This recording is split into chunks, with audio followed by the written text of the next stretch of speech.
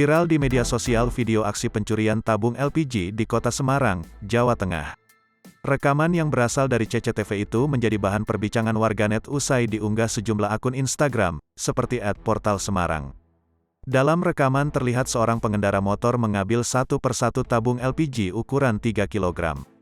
Pelaku tampak mengenakan jaket dan helm saat beraksi. Hingga Jumat, tanggal 7 Januari tahun 2022, video sudah ditonton lebih dari 13.000 kali. Belakangan terungkap, lokasi kejadian berada di pangkalan LPG 3 kg di Penrikan Lor, Kecamatan Semarang Tengah, Kota Semarang, disatroni maling, Kamis, tanggal 6 Januari tahun 2022, dini hari. Pemilik mengalami kerugian hingga 8 juta rupiah lantaran 47 tabung gas isi dan kosong berhasil digondol maling.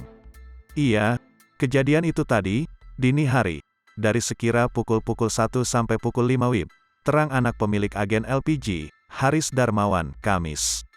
Aksi maling ini terekaman kamera pengawas, CCTV.